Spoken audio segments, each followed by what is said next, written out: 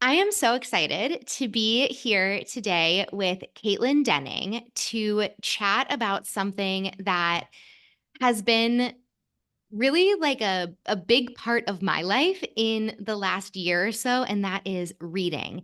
Caitlin Denning is a life and executive coach for busy working moms who are tired of feeling like life is just one long to-do list. After spending more than a decade in the corporate world as a full-time working mom of 3 young children, Caitlin understands what it's like to juggle all of the different roles and responsibilities as a mom, professional, and woman. Through her coaching, she helps women feel confident in their identity as a working mom, figure out their priorities in life, and make the most of their time so they can be more present with their families, in their work, and in their lives. Caitlin lives with her family in Cincinnati, Ohio, and while her me time doesn't look the same as it did before kids, she still finds plenty of time to read, garden, work out, and be with her people. Caitlin, welcome to the Unmeasured Podcast. I'm so excited to be here and to talk about books and reading, and Me too. what a pleasure. Me too. I'm so happy that you're here. So, the question that we're going to be chatting about today is how do you fit reading in your life when you feel like there is no time? And obviously, when I just shared who you are and what you do, you have a very full life. You have a lot on your plate, but you also are able to find time to do these things for yourself, to read for pleasure. Has that always been the case for you? Mm, I mean, I've always had hobbies, but when I think about my mom life, Mhm. no, not always. I mean, I would love to hear your experience too, but when I remember those early days when I'm like, what did I get myself into? There's so much. All I can do is literally make it through the chores and responsibilities and the work of day-to-day life, rinse, repeat, do it all over again. No, I didn't have time for anything that I didn't feel like was a must do, right? This has to get done, or we're not going to have food or clean clothes, or my house is going to fall apart, or my work's not going to get done. But I think I think about reading as like the gateway for me into reclaiming and finding all of these other interests and time, and it started with books and with reading. And yeah, we can talk about all the logistics and sort of how that looks for me, but yeah, I mean, was that like that for you as well? Well, first, I just want to say that I think you just touched on something that is really important for this conversation that we're having, which is that we are talking about reading, but what we're really talking about is what does it look like to have space in your life for things that are not on the must do list. And Mm. so while we're talking about reading, it could really be something different for someone else. I I didn't really read that much for pleasure. Occasionally a book on vacation in a for a really, really long time. It started in law school, so it way predated having kids for me. I felt so inundated with all of the reading that I needed to do in law school that the last thing that I wanted to do when I had any free time was open a book, and it was way more fun for me to lay on the couch and watch just really, I say bad TV, but like in a good way, just really mindless television. And that was sort of the almost like the beginning of the end of pleasure reading for me because it just didn't feel pleasurable to pick up another book and have to read even more. And when you're out of the habit of something, you're out of the habit of it. And it takes effort to get back in the habit of it. And so then I was out of the habit of reading. And so even when law school ended, I went, I became an attorney and I was practicing law. And I probably would have had a little bit less reading that I was doing then, but I still didn't want to pick up a book for fun. And then had kids and didn't want to pick up a book for fun either. And I think through all of this as well, I started my coaching business. So I was reading tons about that, right? About business, about intuitive eating, Mm. all of this stuff that I wanted to learn. I was reading for learning again, like in law school. And then becoming a parent, again, I was reading for learning to Right. wrap my mind around parenthood. And there was no real pleasure reading for the most part throughout that. I mean, I could think of maybe 3 books that I read in a decade that were for fun. And it was truly only in the last year that I started to read for pleasure again. That's such a good point. I'm vigorously nodding my head along with you because I think we, go through school and we read because we have to. We have textbooks. We do that in college as well. And very similar to you, in my young professional corporate days, I moved to the big city. I had my big girl job. It was like, oh, I needed to read books like, I'm trying to remember, like Never Eat Alone, all of the like networking and how to just like work in corporate and be the best that you can be. And so yeah, that's I didn't even think of that, but I did read. I think I told myself I was reading for pleasure, but really I was learning and it was like making myself better. And that morphed into personal development books, which morphed into, my career, which is now coaching. And so reading books about that and parenting. That's such a great, I mean, how many parenting books have I read? But there is, and for some people, that is pleasurable to learn. Maybe you don't have that opportunity in other parts of your life. I love all sorts of genres, but to read just for pure pleasure or pure fun with no outcome, right? Like Yes. I'm gonna learn this thing, that is very different and similar to you is a newer development in my life. Absolutely. And I think we probably both love to learn. And in some ways, that is a joy of life, right? To learn new things. And also, it is so different to do something just for the pure enjoyment of that thing. Mhm. Yeah. And I think too, I hear this a lot with the women that I work with. It's like, well, where do I start? I don't even know what I like or what would be pleasurable or fun. Mhm. Do I even like to read? And if I do like to read, what do I read? And so we put or there feel like there are so many barriers to Yes. just choosing. How did you discover what you enjoyed? How did you discover what you love to read? And what do you love to read? Hmm. I do. Well, let's start with that. I read so much. I like my Goodreads goal for anybody who's on Goodreads right now is 104 books this year. So 2 books a week. And I'm gonna hit it by the end That's of this month. incredible. Yeah, it's amazing. And I love it so much. And I read lots of genres. I think I've always loved historical fiction, of course, nonfiction, anything that I can learn something from, business books. I love memoirs, but in the last couple of years, I have leaned heavily into romance and fantasy, which I'm sure we'll get into, talking a little bit about that. But it wasn't always that way. And I think when I did start to read more in my adult life, it was starting with what I felt comfortable with, which was learning. I'm a great learner. And so starting there. And then it was, well, maybe I could learn something about a different time in the world. And so I would pick up a historical fiction novel. And then it was, well, what do other people recommend? What are on the bestseller lists? What do people say are good that I should maybe like? Let me try those. And if I look back over the years, these last few years of the books that I've read, you can start to see the progression where I picked up my first romance book and I thought, this is, fluff or whatever everybody says about it. And wow, I really actually loved that book. Are there others like it? Right. And then suddenly my list starts to become more romance and more fantasy when I picked up my first fantasy. And I thought, I'm not a fantasy reader. I don't, I always thought like, I don't love Star Trek or I don't know any of these other sci-fi things.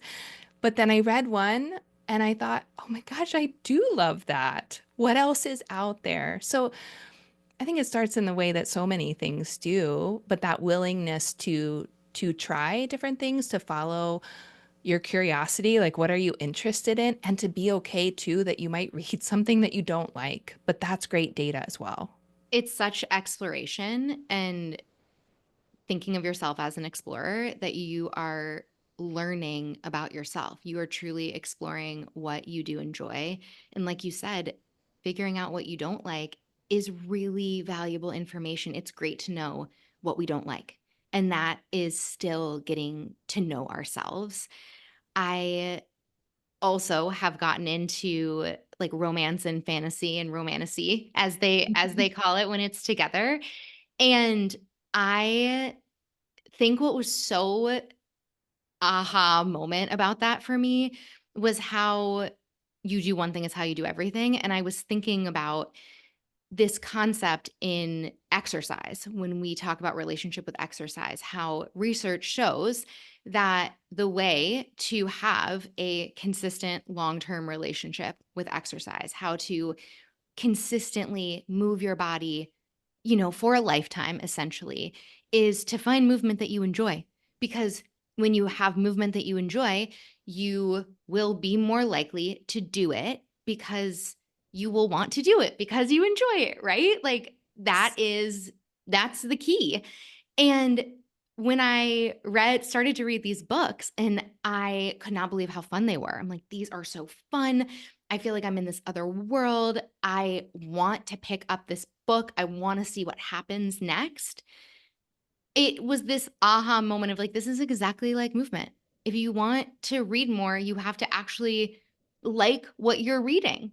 And that is so, I just feel like that was such a cool moment in my own relationship with reading, was that me telling myself that, certain books were fluff, or that I, could only read books that contributed to me becoming a better person, that actually probably led to me reading way less than when I gave myself permission to explore, to figure out what I really like, what I love, what I enjoy.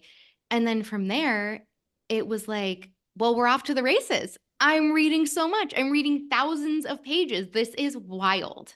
Yeah. I love thinking about exploring and learning.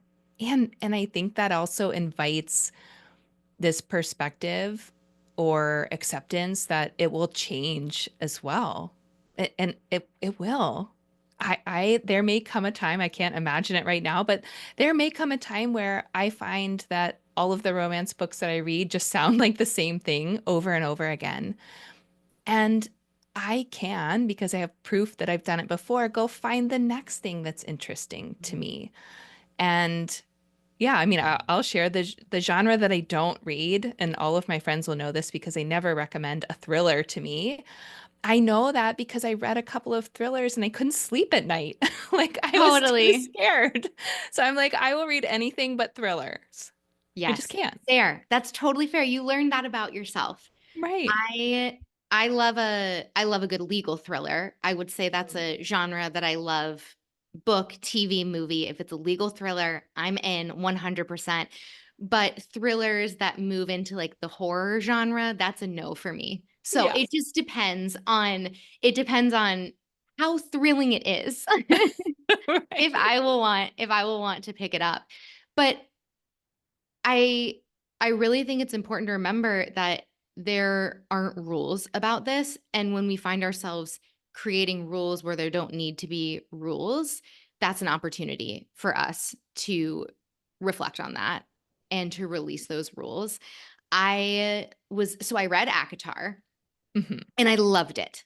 I Hmm. absolutely loved it. First I read the Fourth Wing books, and then I started reading ACOTAR, and then everyone said, "Oh my gosh, if you love ACOTAR, you have to read, is it Throne of Glass? Throne of Glass." Yes. Which I think is the most recent series we've been DMing about Yes, because we feel, I think, similarly about it, totally. So I'm reading Throne of Glass, this series, and which is a huge series, let's just yes, a say. huge series. I'm like a gazillion books into this series. And I'm halfway through the second to last book, and I just had to stop. And I bought the second to last book, and I also bought the last book so that I could have them on hand should I, be ready for the next one. It's so hard when you're in these series and then you finish a book and you don't have the next one ready to Yeah. go.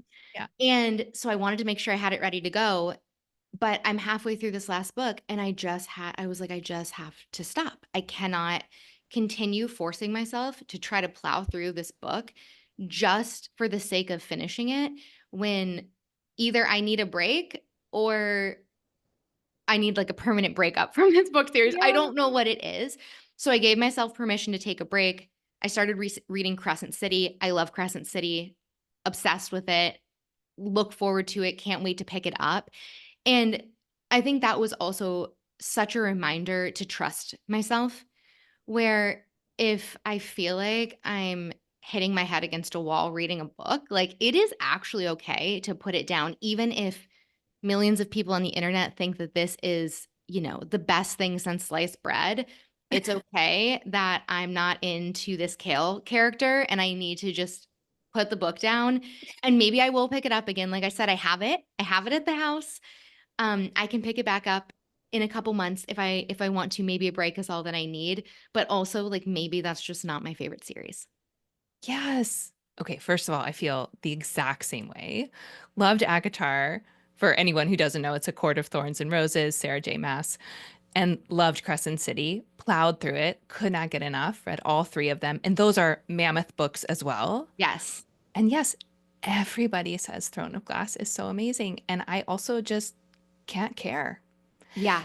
And I'm only in the third one, halfway through, set it aside. I Yeah. also am just like, I want to love what I'm reading. And maybe again, it will come a time. I'm very much a mood reader, a seasonal reader. And I think that's something really to remember as well, that maybe reading a beach read in the middle of December or the winter when it's snowing outside, maybe that's great for you because you want to dream of warmer places, but maybe that also makes you resent the reality of your life even more. And so maybe it's just not the season for that.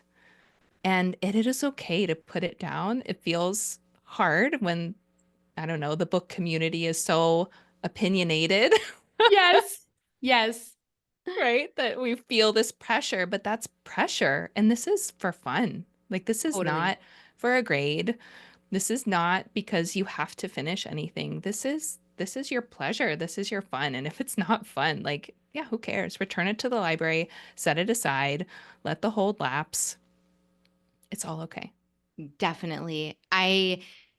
With Throne of Glass, not that this has to be a thing where we're like giving our opinions on books, but I just have to say that I think where it lost me is that there's so many characters and then they go in different directions. And so there's truly books that are exclusively about like one group of these characters. And because there was a particular character that I just feel I cannot connect with, the books that are about him, I just don't want to read them. And so I think with Akatar, even though there were a lot of characters, the stories were all very intertwined. And so I felt like a deep connection with the story the whole way through. But with Throne of Glass, it was like, oh my gosh, I'm off on like a totally different adventure, which incredible that her imagination goes to all these places. That's awesome. But for me, there were just some paths that I'm like, I don't really want to walk down this. And so that's where I feel like it lost me. Yeah. Yeah. I am such a I am such a reader in terms of like when I would rate a book on a 5-star scale, it's like, well, how did it make me feel? Right? Yes. Did I want to pick up the book? Like you said, like could I just not wait to put my kids down to sleep at night so that I could pick up my book and read or pop my earbuds in to listen to the audio if that's what I was doing? Like that's a 5-star read to me. I'm not here to dissect the author's, skill in writing, though I certainly can feel, right, what is great writing versus what is just average writing. But ultimately, like, how did I feel? That's for me what reading is about. And so, yeah, if I don't feel a connection, if I don't feel like I want to pick it up or find out what happened next, or just be in that world or with these people or in the way that this author writes, then there are so many other amazing books on my list that I will never read in my lifetime. I can skip to one of those. What a fabulous way to think about how to rate books, especially when we're talking about reading for fun, for pleasure. Yeah. How do you like to read? Do you have like a Kindle style situation? Do you read actual, like paperback or hardback books, audiobooks? Like what's your formula? Yeah. Um, so this might drive some people crazy, but I'm going to say all of the above. Love it. And No here's how rules. this came to be. Yeah, no rules. Here's how this came to be. So when I, read textbooks or read for, in that personal development stage of my life, I don't know if Kindles, I don't want to date myself, but I don't think that Kindles were a thing as much. I definitely remember a time where Kindles are not a thing. So Okay, great. don't worry about dating yourself with me. Okay. So, of course, like read hardback, paperback books or from the library, whatever. But I distinctly remember, I will never forget this image. In my mind, I had my second child, my daughter. She was born in 2016. And, I was up in the middle of the night a lot, always nursing or, comforting a crying baby, and was really tired of just being on my phone. Those middle of the night hours, if anyone out there is a new mom or if you remember this, it feels really lonely, right? Like you're the only one awake at 2 a.m. with a crying baby. And I would have my phone out and I would scroll social media. And I just remember getting so tired of reading the same, regurgitated posts over and over again, just being lost in this scroll. And I thought, well, I wonder if I could get a book on my phone. And I checked out, this is no surprise, it was a personal development book about being a mom and having a career. It was called The Pie Life. I don't even remember who it was by. And I checked it out from the library as an ebook and got it on the app on my phone. And that felt so good to be doing. I think at the time I felt like I was being productive, Yeah. which in hindsight I'm like probably not the best pursuit, but it was my gateway. And so I started reading books on my phone because it was easy, right? You can hold it one-handed while you have a baby. And did I love it as much as holding an actual book? No, but I was reading again, right? I was not scrolling again. And, with time, that morphed into a Kindle, which love my husband, he gave me because he was like, this might be a little bit better on your eyes. Switched into a Kindle. And then I started experimenting with audiobooks. I think I had adopted that thought that some people have that listening to a book is not actually reading. But I tried a couple of audiobooks and I thought, wow, this is really easy to fit in. I can pop my earbuds in or just put it on speaker while I'm folding laundry or getting ready in the morning or driving somewhere. My kids are so young, they don't know what I'm listening to, though at the time it wasn't as smutty as what I Yeah. listen to now. Totally. Right. And I today I'm in this place where I think my Kindle is probably my default still just because it's so easy. But I'm reading a hardback book right now in the evenings, and I have an audiobook that I'm listening to for my walks and when I'm in between things. So I do all of them.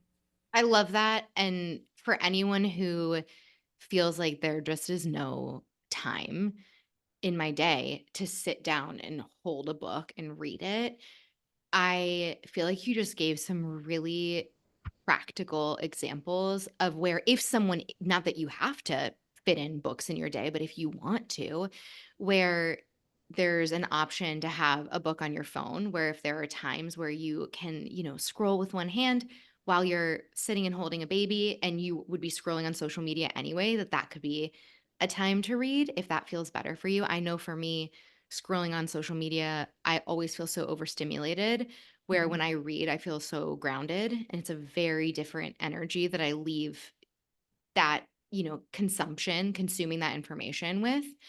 But also the audiobooks, it's amazing. It's like you can read a book while you're driving, you can read a book while you're doing tasks in your home. Like that is such a cool way to get to consume these amazing stories. If you feel like there are not moments where you could sit down and read a book, or if you're just someone who that is how you learn. That is better how you really like take things in, you know? It's so cool how we now recognize not everyone is a visual learner. You can listen and that might actually you might actually get more out of the story by consuming it in that way. So such great real life examples of where these moments of reading for pleasure like might be able to fit into someone's life. Yeah.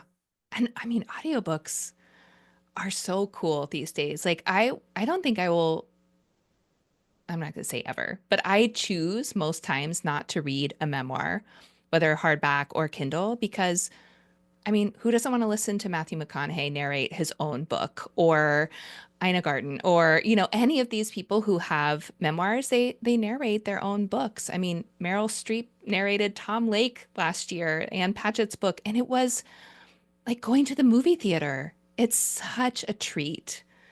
And yeah, when you can do that in these small increments or pockets of time, it's just so fun. What a delight to do in the middle of your day. And I would say too, if you do love, and I have clients like this who really do love a physical book. They just can't get into reading digitally on their phone or on their Kindle and aren't, a listener. That's not how they consume or um, hear things. That just putting the book in places where there might be opportunities for you to grab it and read a page, like the kids are playing and entertaining themselves for 5 minutes. If your book is right there on the coffee table or sofa table, within arm's reach, you could grab it more easily. Or if you are going somewhere like to, I'm using lots of kid examples, but fill in the blank for your own. That's my reality right now. You're going to piano lessons and you're going to sit in the lobby during their 30-minute lesson. Can you grab a bag that will fit whatever book that you're reading? Not because you have to, but in case you have a moment, like you said, which is so true, where you would like to do something other than scroll on your phone, give yourself that option and have it available. Definitely. I listen to a lot of podcasts when I'm folding laundry, emptying the dishwasher, driving to pick my kids up, that kind of thing. So I love audio content and I love to consume it, but I do that exclusively through podcasts at the moment. And I am someone who loves to hold a book. And I think for me, my mom just asked me, she is an avid reader and she reads a lot of, you know, books that she can hold, but she also has a Kindle and she reads a ton on her Kindle. And she was asking if I thought I might like a Kindle for a holiday gift. And I told her that I don't think that I would. And my only reason is that I feel like I spend my entire day on devices. Like so many people, all of my work is requires my phone, my computer, looking at screens, being plugged in to things. And while I am so grateful that these devices allow me to connect with women all over the world and get to do this work that I love so much, I am so fatigued with devices and screens. And it has been such a breath of fresh air for me to read like just an actual book where there is no screen. And I think also for me, because a lot of the moments that I find that I can squeeze in a little bit of reading are when I'm with my kids, but they are doing something pretty independent from me. But it's nice that they know that I'm there. And I love that when they look up, I'm not looking at my phone, but I'm looking at a book. And for me, those are moments like where maybe they are watching like Bluey together and we're all hanging out on the couch and they're watching Bluey and I'm reading my book, or we're in the playroom and they're both playing and I'm sitting on the floor and I'm reading my book. And that has been a big unlock for me in that there are actually these moments where historically I probably would have picked up my phone and been scrolling. But now I might be able to get 10, 15, I mean, sometimes even 30 minutes of reading in while they are doing their thing. They want to have me near, they want to know that I'm there. They have a question or they want to show me something. It's great. I'm there. I can be super attentive with them, but also I don't have to be engaged in everything that they're doing. And reading during that time has been really, really wonderful. And my son, he loves fantasy books and he started reading them as his reading has progressed more, and he thinks it's so cool that we both love fantasy books, and he constantly wants me to let him know like how far I am in the book. He'll be like, "Mom, how many more hundreds of pages do you have to go?" Or when I move on to a new book, he's like, "Oh my gosh, you're on a new book. This is so exciting."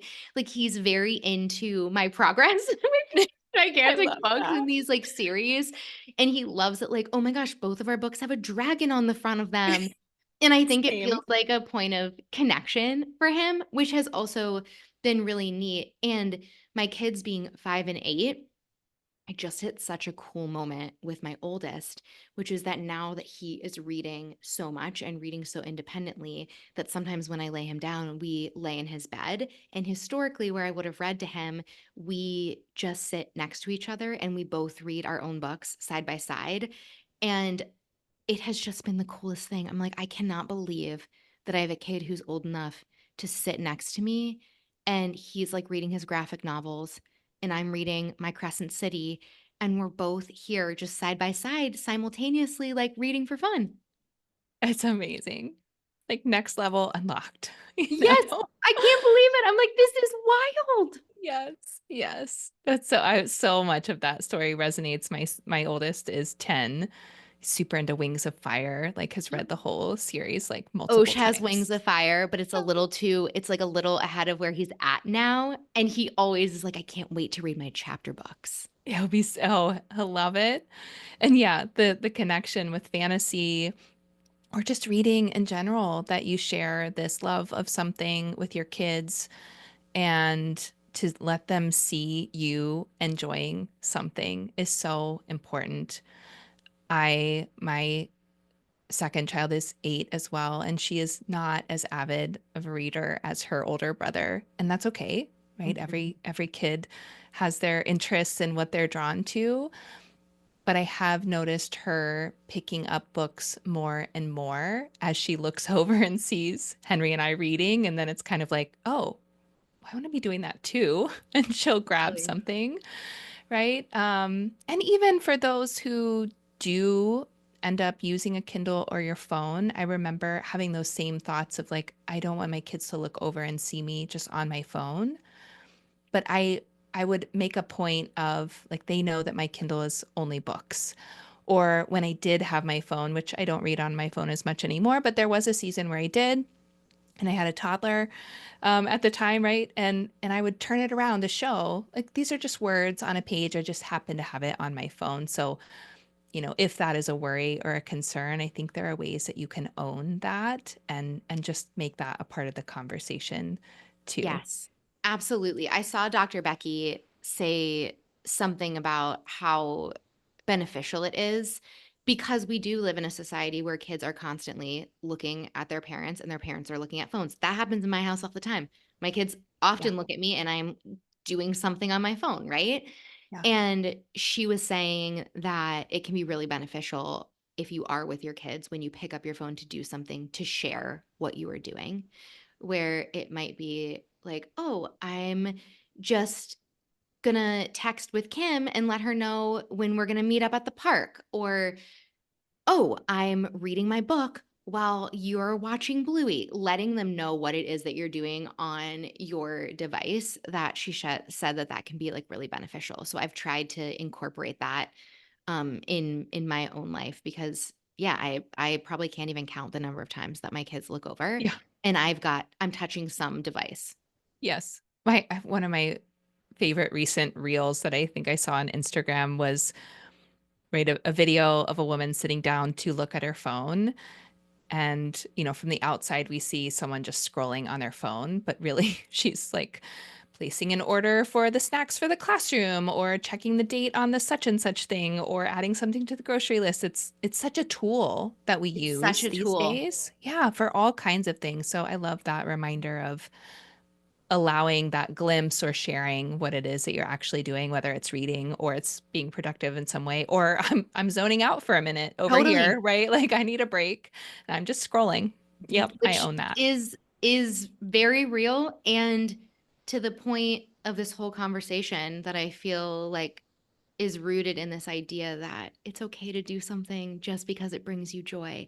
Mm. It doesn't have to be a must do. It doesn't have to be you checking a box or following some rule. Like, you deserve to do something just for the pure joy of it.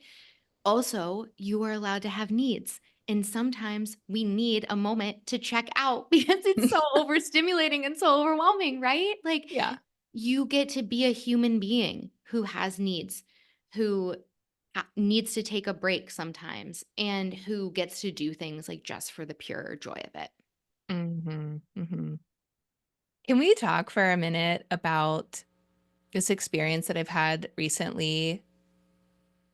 And I feel like I want to go here to encourage more people to talk about the things that you love because I can't remember if it was with my father-in-law or right some sort of male figure in my life where maybe I wouldn't normally openly share that I'm reading a bunch of romance on my Kindle right now, Yep. but that I felt comfortable or for whatever reason made the decision to share, right? When someone says, "Well, what are you reading right now?" That I would own that I love romance. I love a happy ever after. Like I love, yeah, a couple of chili peppers thrown in there if you Totally. read romance books, so the spice level that we are all rating things on. Now I didn't share that with him, but right, that that owning what brings you joy or what you find fun or what you're into right now. Maybe there's some judgment on the other side. Maybe that other person has their own thoughts about it. But I have seen this, resurgence in romance in particular in the publishing industry, right? It's like one of the top selling genres right now, subgenres of publishing. And I think it's because more and more people are sharing, right? How many women Yes. or friends or people in general, regardless of gender, like are sharing, this brings me joy. I Mhm. love this. Oh my gosh, have you read this book? I think you would love it. And it's created this community now where so many of us are comfortable to talk about all of the books that we're reading. And that when we do that with whoever, whether they're romance readers or not, that it gives those other people permission to love whatever it is that they love, whether it's reading or not, whether it's romance or not. I could not agree with this more. And I think the more authentic that you are with the people in your life, the more they feel permission to also be authentic with you. And that honesty of what you are enjoying, of, oh, I'm into this book, or like, have you tried that? It's, it really is authenticity. It's like you are being authentic in that moment. And that also creates real connection, like when we are honest about ourselves, it opens us up to the possibility of real connection. And as silly as it sounds, like, I think there's probably a lot of friendships that have been forged over a mutual love for a book or a book series or a type of book or whatever it might be, just because people are open and are sharing about it. I have joked that I bet I've been responsible for selling more like books in the ACOTAR series than like anything ever in my business. I'm like, if I could be as successful at selling my own business as I am at getting people to read these books, I would be a gazillionaire. Like, it's so funny, but I think it comes from, when you share true joy and you're like, "This was so fun. I love this so much." Like, that's contagious, and people wanna have that experience for themselves. Yes. I have to share, I working with a business coach right now who I had followed for years on Instagram, but never felt compelled to move forward until she shared that she was reading ACOTAR. And I was like, oh, like you sold me, I'm all in, let's work together. And when I told her that that was what tipped me over the edge, she was like, so it wasn't my offering my skills in this space. I'm like, well, I already knew you had that, but I needed a connection point with you. Yes. I needed to see you were a real person and my kind of person, right? That we shared Absolutely. something. Oh, I love that. She's probably like, "I'm gonna, like, mention ACOTAR in every one of my, Instagram stories for for the foreseeable future." That is Yeah. amazing. Oh my goodness. Well, Caitlin, this was just so wonderful. Thank you for coming on the podcast. Thank you for having this conversation with me and just for sharing your joy. It's been so fantastic. So fun. I love talking about reading and it's just such an easy thing to fit in and whether that's your thing or not, finding those opportunities to explore like what feels fun and pleasurable or just brings you joy for no other reason than it does, whatever that is for you. Thank you for having me. This conversation brought me a lot of joy, so I'm very Oh, grateful. same. Same.